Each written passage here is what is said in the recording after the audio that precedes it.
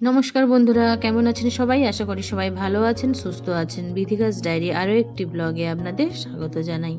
আজকে রবিবার, এখন বাজে বেলা 3টা। তো এখন আমি বাপের বাড়ি এসেছি। তো আমি সোমবার থেকে শনিবার পর্যন্ত বা আজ পর্যন্ত বা ঠিক দুপুর 12টা পর্যন্ত তো কি করেছি, কি হয়েছে সবটাই আমি আপনাদের সঙ্গে আজ শেয়ার করব।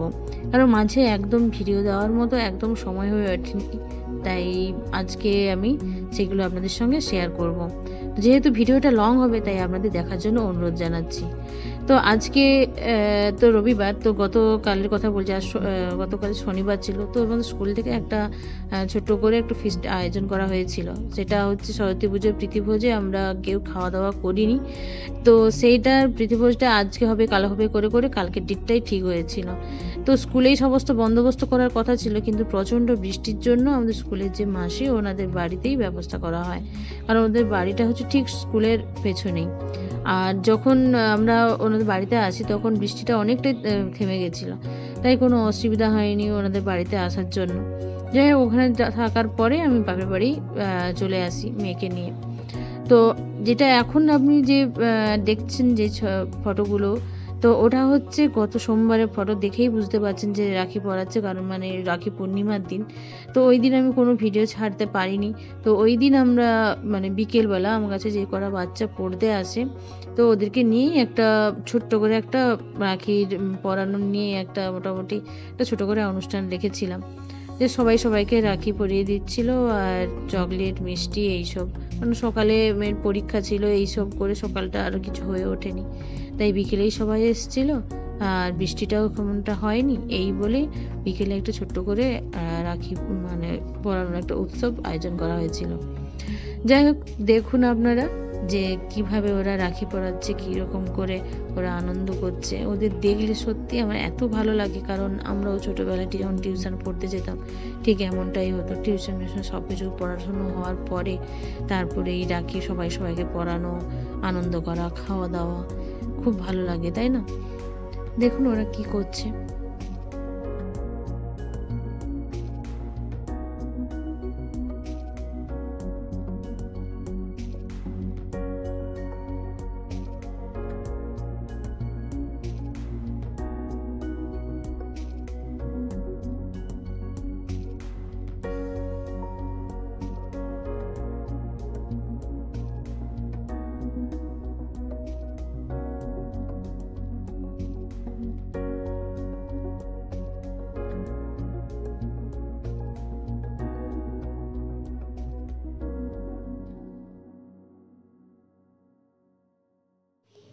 যাই হোক, আমার মেয়ের স্কুল থেকে কিছু স্যারেরা কিছু ফটো পাঠিয়েছিলেন, যে ও কিভাবে কুইজে পার্টিসিপেট করছে, তারই কিছু ফটো। আর 15ই আগস্টে ও কিভাবে ছিল তারই কিছু ফটো আপনাদের সঙ্গে আমি শেয়ার করলাম।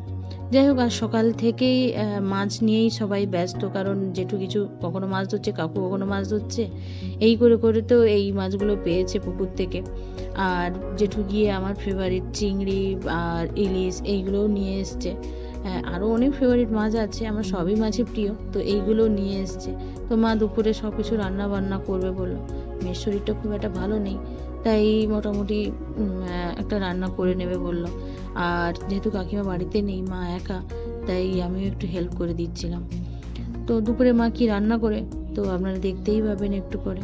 যাই হোক, ভিডিওটা যদি ভালো লেগে থাকে অবশ্যই কিন্তু কমেন্ট করবেন, অবশ্যই কিন্তু একটা ছোট্ট একটা লাইক দিয়ে দেবেন, সাবস্ক্রাইব করতে কিন্তু ভুলবেন না। আর কি রান্না করলো আজ দুপুরে মা, দেখুন ইলিশ ভাবে করেছিল। এই যে সবাই মিলে খেতে বসে গেছি টেবিলে, আর মায়ের বাগান থেকে দেখুন কত লঙ্কা উঠেছে, ওই লঙ্কা দিয়েই মা রান্না বান্নাগুলো সারে। যাই হোক, আর আমার বাড়ির গোপালটাকেও আমি সাজিয়ে দিয়ে এসেছি এভাবে, মা পুজো করে নেবে। যাই হোক, ভালো ভালো থাকবেন, সুস্থ থাকবেন। Thank you.